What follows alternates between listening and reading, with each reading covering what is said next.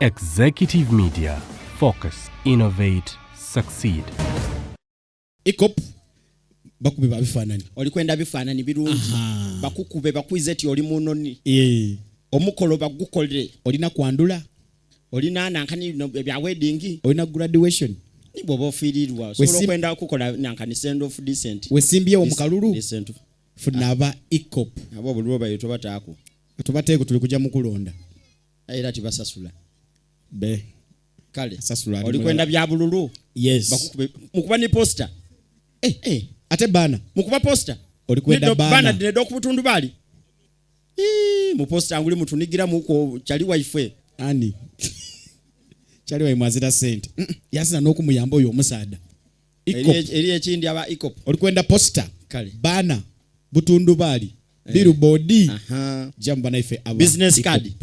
Mudikola. Nti naba akolene ya. Nedo debeta bolochuwa. Bolochuwa dindi. Bolochuwa chechimu. Ne business card. Ate kalenda. Muwandika ku t-shirt. Follow us on Instagram at Ikop Photography or call +256 702 935 078. Don't forget, they do it smart. Book with us today. And branding at Print Creations. From custom gift sets to unique promotional items, creative signages and general printing, we've got everything you need to elevate your brand. Visit us at Chum Towers, Suite 70 on Kuruma Road, Lighthouse, Suites D14, D15 and F13. We offer a wide range of stationery supplies, awards and a vintage collection that stands out. Call us today at 0934 893 333 or WhatsApp 0702 683 317. Follow us on Facebook, Instagram and X at Print Creations. Print Creations, where quality, excellence and uniqueness meet.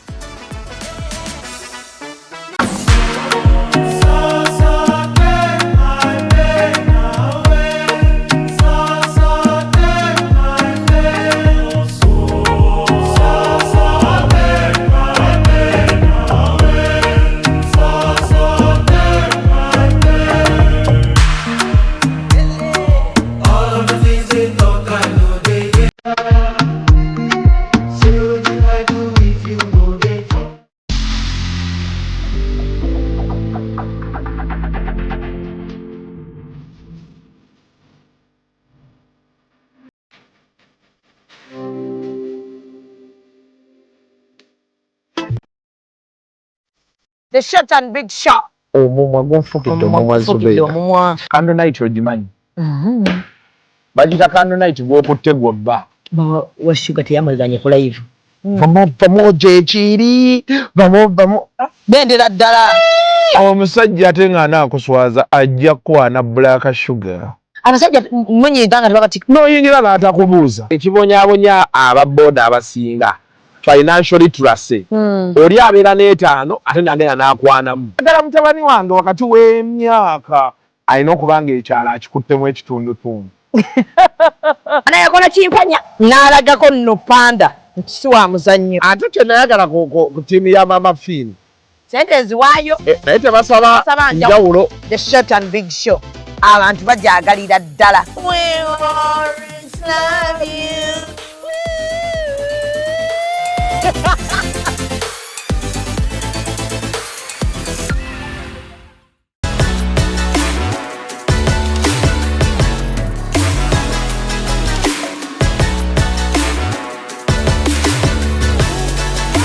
Hey yo, what's up my people? This is the baddest Azari right here on Executive Media with RealTime with Mimi. Stay locked in. Yeah.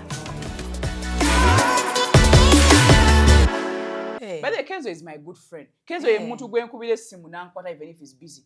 Ajja gikwata atress I'm a little bit busy njakubira but he will call back.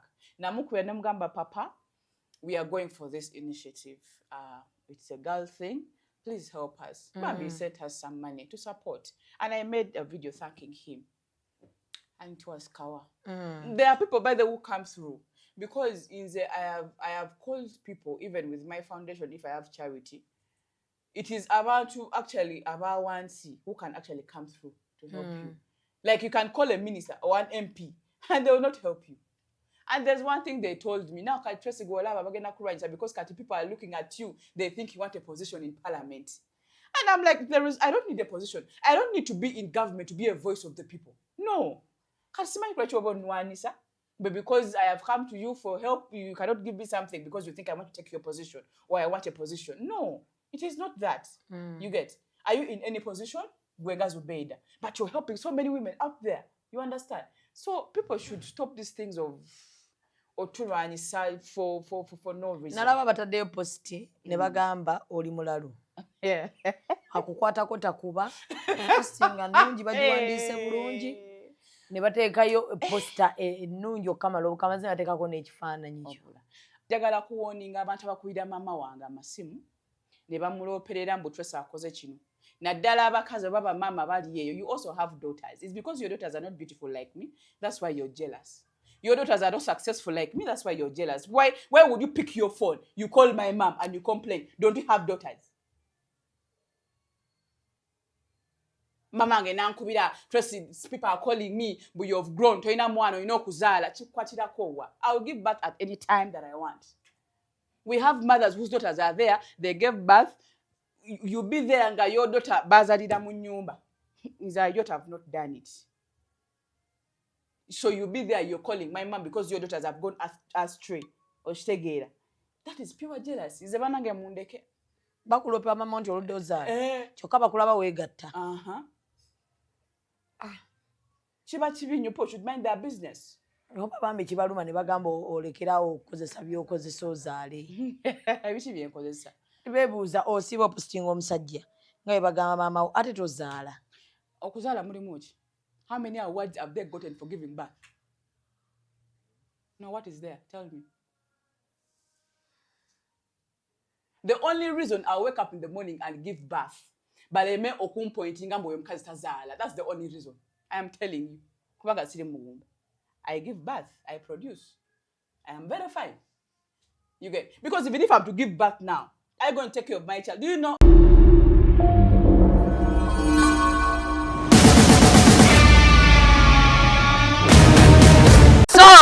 Subira buli omu ali bulungi kamera nkira. Akulindemu omuntu bw'aba akola mulinde. Wadde ogamba ki wamma? Real time with Mimi. Kansubire muli bulungi. Tuli ku Executive Media. Subscribinga, likinga, bomaliriza, sharinga. Nyiga akadde ka notification. Akakutegeeza nti kati bataddeyo. Obeere ng'ate tosubwa kyonna kitubeera ng'ate tutaddeyo. Gibbs Bridals eri Kisaasi ku White Horse Mall. Twambaza abagole era kosa n'okubeera ng'ate tukola custom made ya dresses oyagala genda ku mukolo, birthday shoots, baby bump ne design yonna gy'obeera ng'ate oyagadde. Mimi's Glamour bo bali ku Saapolo batunda sharia ne dresses kaftans weziti ezo n'osobola okubeera ng'ate ozisangawo. Andi ne Tracy Gloria Obote Ayot. Leero Obote Ayot. Leero ali mu Kaswahili. Mundabye. Namwe kazije mundabe munnacho. Baleme gamba nti. Ne ani yakugamba ani yagamba abakyoli nti babi? Je bali. Nali wano ne Sumaiya kye kirungi nti banzijukiza Sumaiya n'agamba eyo kala yammwe y'abaddugavu y'abantu basiibwamu lwakuba nate oli mweru. Ezo siri muddugavu. Mundoli. Ati kati omusana gweno gwokya face. Ate ogw'eggulu gwokyawa. Bwe ngenda eggulu n'enkoma mbandi mweru. Bwe twasookera sali mweru. Nawe kenyini wangamba tosinga onyirira. Naye omusana gweno gumbyo kyanye. Nagamba onyirira sagamba oli mweru. Banna. Waliwo obuzibu ki nakugamba onyirira saakugamba nti dressing ng'oli nawe okyeyogeredde. Naga dressing onyirira ne sagamba ko nti dress oli mweru. Atasobola kubeera ng'onyirira ate nga color. But being beautiful is not all about the appearance. Yatugambye mbu kala zaffe zino zaabasiibwamu. Nakufumba mmere kambwe enziro tetukwata. Kati nze waka banfumbira kubanga ndi queen. Ate mu abakazi abeeru siba bagamba. When they are going to pay a woman's bride price, omuddugavu basasula sente nyingi okusinga omweru. Lwaki? In our culture. because it's the melanin. It's expensive. Is omuddugavu bwendwala n'omweru n'alwala. Mine is not so complicated. Kati awo gwe atali complicated n'ali complicated ani asinga okuba webbeeyi? Nze atali complicated. Okay. Kubanga kati omweru bagenda mukolako surgery afe. That they have wasted a lot of money. Me, I have a lot of chances because my melanin, for you to enter the real skin, mana wonyedda. Naye kati omweru, ebizigo by'okozesezza, already it has burnt your skin, olinga pepper. So, omweru talina kyangamba. No, please. Sima yangamba akulabako n'aguma. Naye Sumaya si mweru, by the way. Sumaya si mweru. Mwaba mulaba nti mweru, omusana muba gumukubyeko n'ettaala lino. Niraga nti mweru naye si mweru. Alinga nzi. Olabye abeeru. Ndabye abeeru. Nkulageko omu? Nze kennyini. Tondaba? Olabye abeeru tonneeraba? Zuno. Kati omweru kyasobola okusiba ebiswayiri n'atambula ng'ali poole ng'ali okay. Olabye omweru ng'atambuza ebiswayiri nga bino? Aba yeetya kubanga aba mubi. Yes. Kale kuli kayomo charity. Nguddeyo. Mwabadde mugenze kukola ki eggulu? Charity yabadde yaki? Yabadde mental health awareness and then menstrual hygiene education. Yes. Kati emikono gyange gyantuukirira kubanga nze ndina my foundation has strength their hope limited. Kati eyange ediringa n'abaana b'obuwala, widowed women and disabled persons. Kati bamikwano gyange bali mu tourism balina zi tour company zaabwe. Kati owandege safaris yeyantuukira nti bambi people from northern Uganda have been nice to her. Nagamba it's time for her to give back to the community. Kati na choosing abaana b'okusomero like the girl child in school. Nagamba ayagala abaana from the rural areas. Abaana b'omu kyalo si ab'omu town. Nemugamba there's no problem. I'm a little busy but I'll help you. Kubanga yantuukirira nti me naturally I'm from there. I want to wear your mbategeera. Nemugamba there's no problem because it matches with what I do. It's in line with what I do. Kati nabayambako okufuna essomero or amasomero because they wanted 2 schools. She doesn't have a lot but she was like Charlie nawo she'll go back and give back to community. Nemugamba kati you go nemufunira essomero zaali there were about 5 schools. Nalonda mu 2. Yalonda St. Teresa Secondary School and then Peche Secondary School. I was one of the sponsors, my foundation, Netugenda. So she first went there, nafuna appointment, nayogera neba HM then they gave us a day. Kwe kuchuzinga 16th and 17th. Kati 16th we went to St. Teresa, then 17th to Amala Peche. Kati twagendayo bambi nga tutwalayo reusable pads. Kubanga she saw that abana abali in the village sometimes kibeera hard for them to buy these pads, the disposable pads. Because kati now omwana who is in the village all the time like 13 ziba zibula. You get most of the time. Ate kati abaana balwala nnyo when it comes to that menstrual hygiene stuff, like, you know, osanga omwana nga yambala pad yemu okuva ku makya till evening, that kind of stuff. Then she thought, why that, okay, how about we take the washable pads or reusable pads, whereby in a packet mubera mbuna until you can use one, you wash that one and use the other one. You get. Then me, I went like ngambayigiriza how to use the what? The washable pads, like all the process and everything. Then twagenda n'abasajja like to talk to the boys. Kubanga ze nabagamba mulaba, we are over focusing on the girl child. The boy child is left out. Ate nga ze zobedo mmanyi, I am for the boy child also, not only. That's why in my foundation I have disabled persons and it cuts across to also abasajja. So it was something so nice, so memorable, and so heartbreaking. Nti essomero twasooka ogendako St. Teresa, it was a mixed school. Deep in the village there. Naye twatuuka, one thing I love, these kids, they were so disciplined.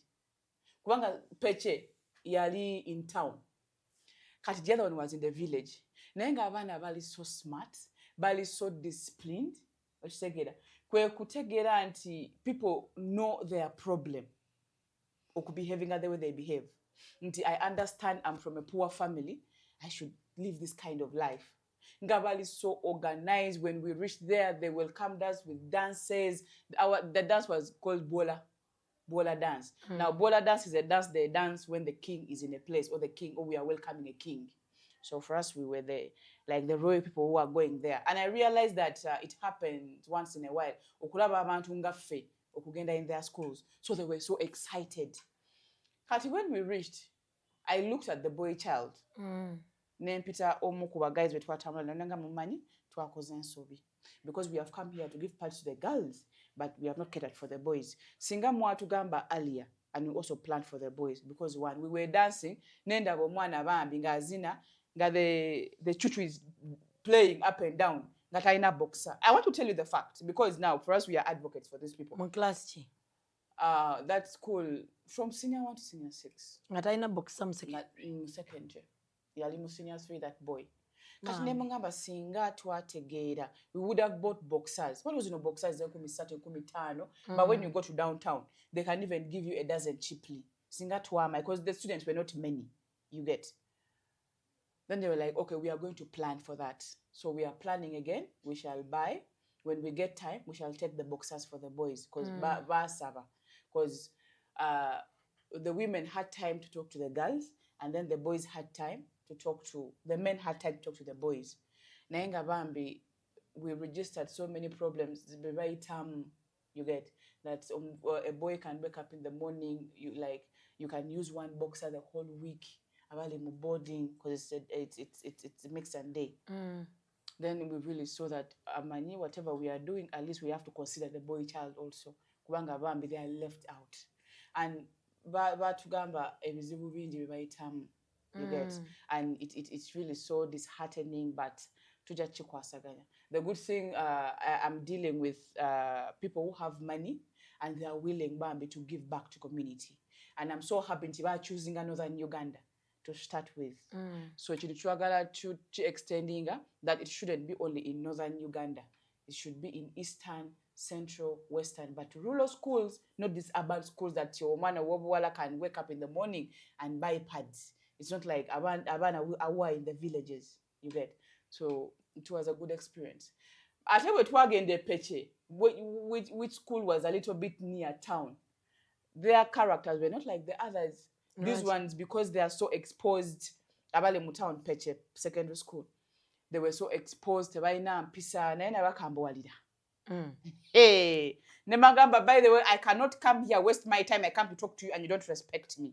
No, please. Mokakane, we shall tell you why we are here. Never kakana. Bali bakoze batya. Like, you know, you're talking, they're making noise. Now we have sindika benches, bichi, yoshitegeera. Katinga bakulaga nti fubote bafayo. Naye nabagamba mulaba. You're just here because you think you're in town. But life out there is hard. Muja kulowooza nti simai because ebitia people like us, we take our time to come and talk to you. So don't think we are just useless. Because you have seen me today, you might see me again after 2 years or 5 years.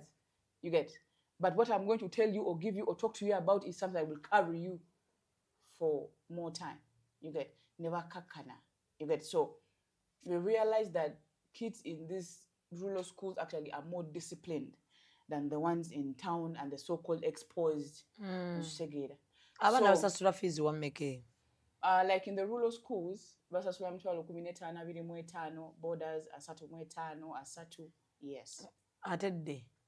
De mtwalo 10, 80, like in the rural schools, not urban. Okay. So, but they were so happy. Of course, I couldn't make many videos, but I thanked you. Thanks for coming, Bambi. Zubeda Bambi, she came through. Because she's a mother, she's also a girl child. She also has a daughter. So when I reached out to her, she also supported our initiative. Bambi, thank you so much for coming through. Nemukulu Kenzo, by the way. Hey. By the way, Kenzo is my good friend. Kenzo is mutu gwen kubile simu na nkwata even if he's busy. Ajaji kwata atros I'm a little bit busy but he will call back. Na mukuya nemugamba papa, we are going for this initiative.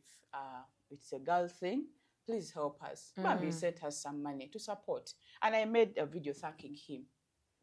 And it was Kawa. There are people, by the way, who come through. Because I have called people, even with my foundation, if I have charity. It is about one C who can actually come through to help you. Like you can call a minister or an MP and they will not help you. And there's one thing they told me, now because people are looking at you, they think you want a position in parliament. And I'm like, I don't need a position. I don't need to be in government to be a voice of the people. No. But because I have come to you for help, you cannot give me something because you think I want to take your position or I want a position. No, it is not that. You get? Are you in any position? But you're helping so many women out there. You understand? So people should stop these things of oturani side for no reason. Nalaba bataddeyo posti ne bagamba oli mulalu. Akukwatako takuba. Postinga nnungi bagiwandiise bulungi. Ne bateekayo posta ennungi okamala obukamaze bateekako n'ekifaananyi kyo. Posta baginsindikira the morning we were traveling to Gulu for the charity. Kiki wali okoze ekyate? Anti kakati olaba kunsi ya Mukama. When you're going heights, avoiding your dollar from where you are, people will fight you because they think that you're going to be there. I think it's not the fact. You get? Kati when they said, kubanga abasoko kunkwera bebali abantu betwakola nabo campaign, presidential campaign in Gulu. There is something we are seeing and it's over circulating. I'm traveling, I don't know. Well, let us send you first see. That star poster. I was in the car. I first kept quiet. What is this? Normally when I see something, I first go through it and I analyze it. No, this is a child of a soldier doing this. Because previously, I had had an interview and a press conference about children of soldiers. Now to creating a union yafe around United Children of Armed Forces Union. Kati, how I got to know it was a child of a soldier, that even no one had told me. What they wrote, in Bosimanya, I'm pretending to be Obote's daughter. I'm pretending to be a mobilizer and a PR. You get? Because in that line, it's in the lines of issues of children of soldiers. One, I was a chief mobilizer in Gulu, northern Uganda, mobilizing for the president. There is no one who doesn't know that. And then, they chose me as their PR. And I even have the letter they wrote to me and they gave me for me to be their PR. You get? And I remember I backdated a video journal posting with the caption, someone telling me, I hope you've received letters from the real Obote's family. It is a son of a soldier. And there are 3 people who are fighting me. Now, why were they fighting me? They didn't want me to show my face. The anniversary, the victory, Thanksgiving, they had organized for the president on 18th. Remember, on 18th, the president was supposed to be in Lango. He was invited by the minister of health, Dr. Ruth Acheng. Katinga, he cannot be in Kololo at the same time he's in Lango. You get? That is when I did not post it anywhere. But for them, they wanted to use me. Or posting about the event. Because of my following in Zenagana. I'm not going to be part and parcel of something that is not true. Because I know for a fact the president is not going to be there. You get? You get? Something that is not going to be there. No, you can carry on with your stuff. You can do whatever you want to do. But the second because you want me to do it. So, when they get me, because they didn't want me to show my face at Kololo, you get, whereby I did go. You get. Kati, when we reached there, when I was in Gulu, Abana Beba transporting her from Gulu, from Lango, were stranded. You get. Kati, from nowhere, in one evening on 18th, Ngatu Komao, director was Gundi, director CMI, Yankubida. But trust you, the one to organize this thing up. Wow, where are these people calling me? Until they are stranded. You get. And yet you're supposed to do this.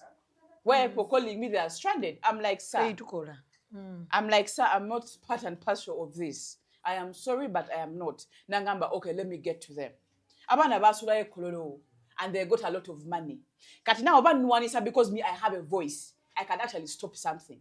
Oshitegera. Nenze nabalaga nti, I am not part of it. I am not moved. Mukole ebyammwe kyemwagala. Kati yakuwandikira ekintu ekyo wamutegeera. Kati namutegeera because babi postinga mu group je twalimu group y'abana b'abajasi. You understand? But before they posted, they first exited me from the group. Ne bachi postinga. Kati even if I had gone to police, the first suspect would be that person who first exited me from the group na posting ekintu ekyo. Kati tewategeera ani yakujjamu. Nategeera because people in the group took a screenshot ne bansindikira. But trace omuntu yakujjemu na postinga is the first suspect. Omutegeera. Nyamutegeera. Ne mugamba kati this is child play. Era abantu bangi bangamba trace genda ku police olope ne mugamba no. I'm not a child. Because this is fight that it is just clear someone is fighting you and you know where the fight is coming from. So I'd be stupid to go to police because one, I wouldn't want my time wasted. Right now I'm focusing on so many things. I'm focusing on so many things. Right now because of the charity I went to, they have put me on board Let's Talk Foundation. I am their brand ambassador. Next week I am going to be I'm going to host Northern Uganda Film Awards. I am the host. And yet I am climbing my ladders. So one thing I got to understand from people, for you to lose focus. You're going to lose focus and lose all the other things that you're meant to do. You get? So I'm like, instead of going to police, what? I'm like, no. And I know why they are fighting me. You get? So in this world, ekisinga okuyamba abantu tulina okukola okwezuula and okumanya kikyoli. Northern Film Numa Northern Uganda Film Awards. Muzina. Nyona amaanyi. Ozanya. I am an actress, yes, but I've only acted one movie. It's going to come out, Hit and Run. Era mwabaddemu bedroom scenes. Era ze wabula simanyi bagenda vumanzi. Oh, but I am ready. Banange me. You think you're going to come back at me? Bedroom scenes. Ojabira ba Hit and Run. My character, I was a rich mama. Nga ninayo nga kakashalom. Nga kaboyi kange. Ni shalom abalabikira nga ki? Bana. Shalom tubere ba. Shalom musajja mulungi. Nandi nchengamba. Buli yaga omugozi zake ekizabu. Nakweza shalom. Anja sola tukuba. Tajanyiga. So kati bulijjo abantu ba North bayina gundi batwale ya film. Zigenda kubeera wa wadziza. Actually in 2nd of May. I'll be gracing the black carpet moment. Bagenda kwambala onyume. Nyona amani.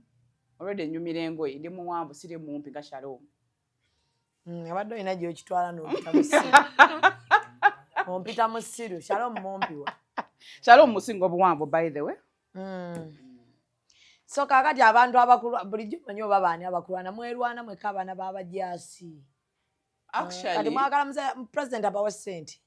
Sikutuwa sente. Wabula. Abana babajasi tulina ebintu bingi bye tukola. Tulina kazini community, muwala wa kazini. Aina kazini community, which is into farming things. Okitegeera. Tulina Zoe mentorship. Zoe alabirira abaana. Right now, alina almost 800 children that she takes through school. Akola handicraft. Aina ba donors. But she's a child of a soldier doing that. Is in a foundation yange. Olaba ebintu byenkola. The girl stuff and all that kind of stuff. Okitegeera. So, children of soldiers, tulina circles zaffe, tulina ebintu bye tukola, and we need to be supported like other people are supported. But eri abana babajasi abali so selfish. They are so selfish that for them they want money. Okitegeera. For them they want money to do their own stuff, and they give them a lot of money. Like Katiguni Thanksgiving Jebakola, I had that they received like simanya from where 400 million, simanya 300 million, kashinewebuza accountability of that money. Remember about wechisawe. Let me say okay, about wechisawe, because I don't think children of soldiers we can pay for kololo, but we are paying for simanya because every year. Remember the tents were free, the chairs were free. The only thing I saw there, they were distributing food. Kati, you want to tell me that all that money went to food? Of course not. We are always here. The president is talking about corruption. So you cannot tell me the have to dwell in corruption. We have to fight it.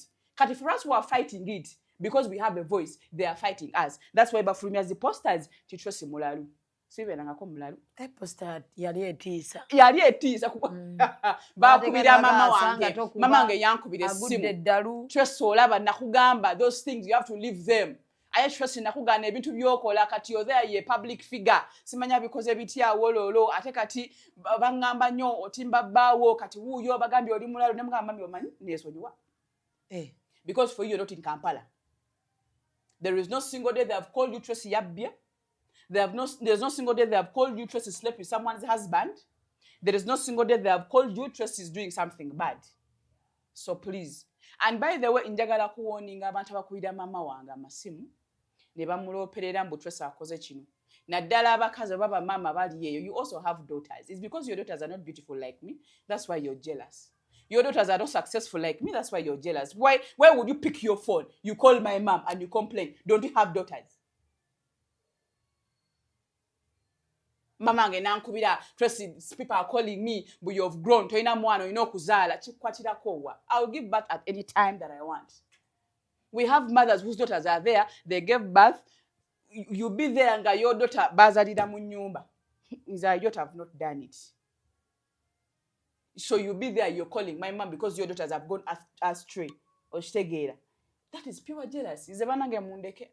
Bakulopa mama nti oludoza. Kyokka bakulaba weegatta. Chiba chibinyo po should mind their business. Oba bambi kibaluma ne bagamba olekerawo okukozesa byokozesa ozaale. Ebichi byenkozesa. Bebuuza osiba opostinga omusajja. Nga bagamba mama ate tozaala. Okuzaala mulimu ki? How many awards have they gotten for giving birth? No, what is there? Tell me. The only reason I wake up in the morning and give birth, but I may okum pointing and that's the only reason. I am telling you. I give birth, I produce. I am very fine. You get, because even if I'm to give birth now, I'm going to take care of my child. Do you know a lot of things that come with giving birth? That's why I respect mothers, because I know to give birth to a child in this world is not something easy. It is not. So if I've not yet given birth, it is not your business. Omusajja wamututte eggulu. Wamulabye. Mu charity. Nakulaba omupostinga. Yajja kunchima. Ogamba nti, yajja kunchima. Semumpe. Sajja muwanvu. Yajja nakukimayo eggulu. Lwaki wali togenze ne bana abapads. Yavuga najja. Naye mbadde nsaba ekyabbawo nga tushireke kubanga abantu banyiivu. People are not happy because Ayot has a man. Yeah. What? Jolly, the times I was single, they were keeping quiet. Many people are very stupid. One, the government is stupid. Gamba stupid. Stupid. Nice. People are very stupid. Wayogerako ne family ya Obote, president.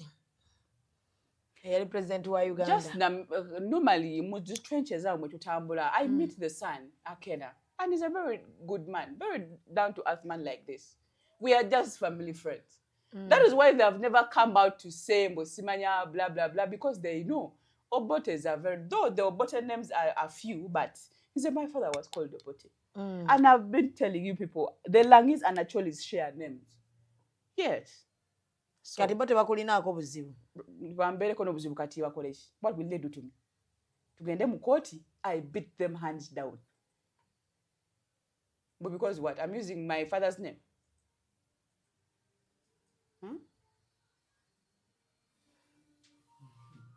By the way, You see, in this world, we need to set boundaries. We need to set that, okay, this is ABCD. Even if you come to me, Musmanya words, no. Now it's at our Obote. Exactly. My father was a soldier. He died at the rank of a captain. Ngai Obote. My father worked in very many fields. Anti-terrorism, intelligence. That's why in the Mugeze Kubanga Miss daughter.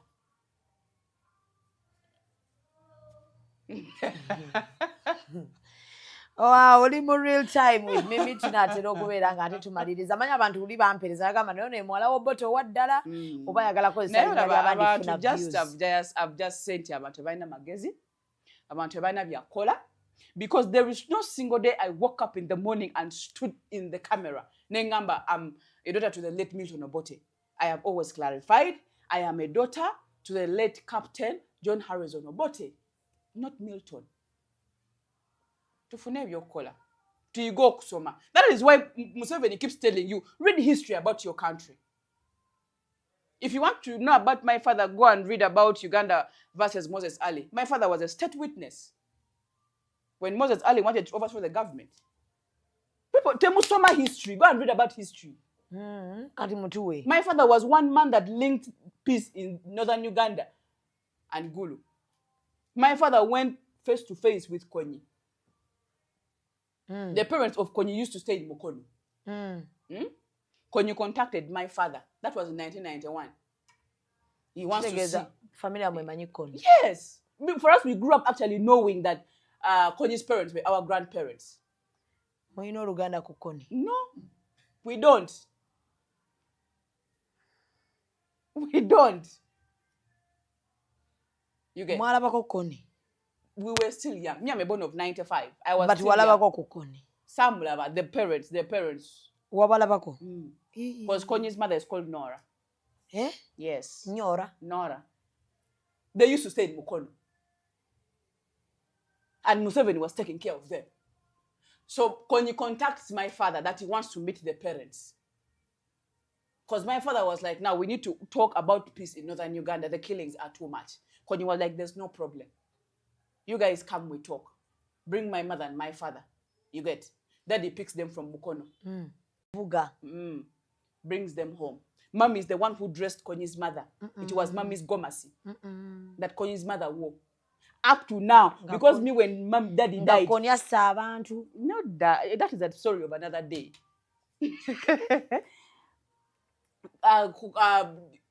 When daddy died, Mommy gave me everything of my dad because he was dear to me and we were close. You understand? I can even present the room number where my father slept in Khartoum when he went to meet Konny. Konny gave daddy $100. All the receipts, I have them for the exchange. When daddy came back to Uganda, they thought he came back with a lot of money. Kakoza Mutale took my father, came home. Daddy had disappeared, came home, wanted to shoot my mom, bribed my mom with 500,000. They wanted to shoot my dad. Mami naemida, before you shoot my husband, shoot me. They got lost with my dad. After 1 week. They thought he had a lot of money. The Carter Center of the US, because of what my dad did, they sent money. $100,000 through the Ugandan government. But then me, I have history. So I'm explaining this because I know. The Carter Center. Today Obanje. Is that one? Yes, because of what my father did. He took a bold step to bring peace in northern Uganda. Today, there are things they don't talk about. I have been seeing men, Simanya, this for Usemu, they're the ones who brought peace in northern Uganda. My father played a role. The newspaper of 2005 on Jirina. What Konny instructed, go and do this. Their medicine that was buried in this place like this, go and uproot it, there shall be peace. The two men who were my father's uncles, they went on that peace mission, they were killed by Konny's men. My father took on with that peace mission. Never underestimated daughter who was close to her father. My father told me secrets that I keep to myself. Goli ne byama by'eggwanga. Yeah. Si bya gwanga ndeka. For my dad. Konny. I have said all this to tell you who my father. Have I mentioned Milton anywhere? No. You get it. Tata wo mukyoli. He's an actually. Simulango. From nowhere district. Pozi yewava n'okero. No, we were SG. Kano Konny yali ava wammwe. Konny yali muki? Yeah, naturally, yes, but I don't know from where exactly though. Weegaanagaana batemu nga baveeyo naye. So please, that is what my father is, or that is who my Talina father wakwataganya na was. Milton. Talina. Just because it's just like I'm called Shamim, you're also called Shamim. Names, you understand?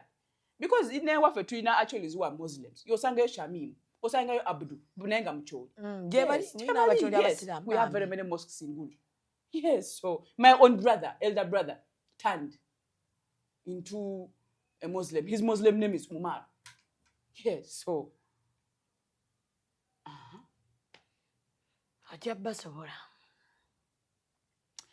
Anyway, before you close, I have been seeing something happened in Ugulu. Omovubuka, yafumi say girlfriend.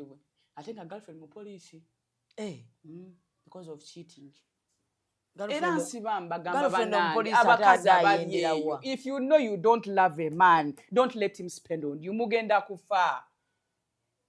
This boy used to work in mobile money. The girlfriend is there, comes na muasete. I think at the chobusiru, the woman broke up with the boy. No busiru chakola. I mean that she did. She went and carried everything from the house of the boy, the bed, everything. Like on the neck and the back, the ribs. I saw this morning was my food day. Actually there. I think at what pains me, this lady did not even respect the uniform of police. That alone is a crime. No. But she was a police officer. A boy, ngobola ba Shalom, boyfriend wange erinnya ly'omuvubuka eyase. Kubanga sibigenderako kubanga tukyalina okera ate era omulala ataddeko. Kati mukitegeeza ki? Mwewama muyina empewo. Like muyina ebino ebintu ebyeddogo. Okera oga bwe bata mu kkooti wabaawo ekibaawo. Wabaawo ekibaawo because empewo egenda n'etwala obujulizi, enkuba n'etonnya ey'amaanyi, okero n'akolakola ebi. Kiki? Kati, you see, the little souls alone, their souls are so strong. So maybe they are communicating something. First of all, you're seeing how long the case is going on. Every day, chintu chipia. Every day, chintu chipia.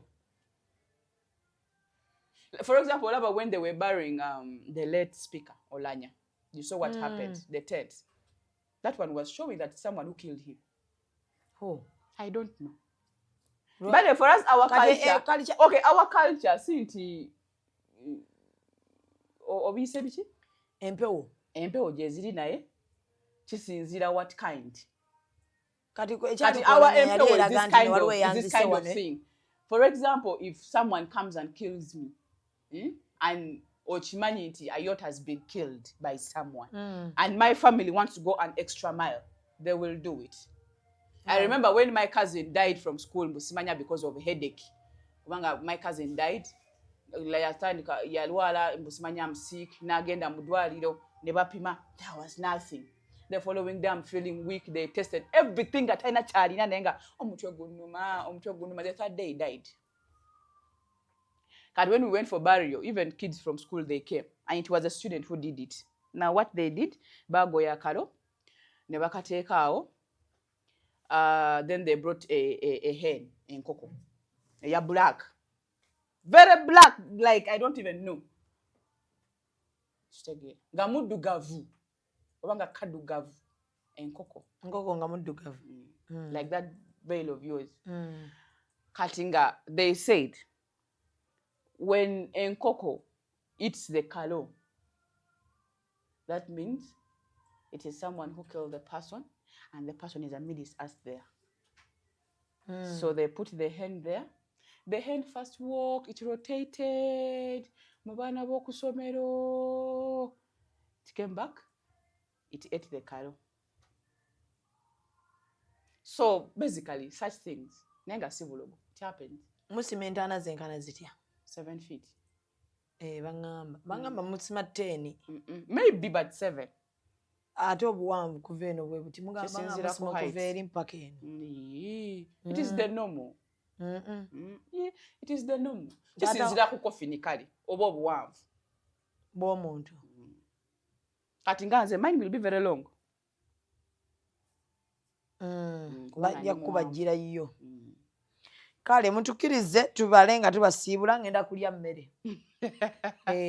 Musiibe bulungi. Kiki? Bannange mbadde mbayita.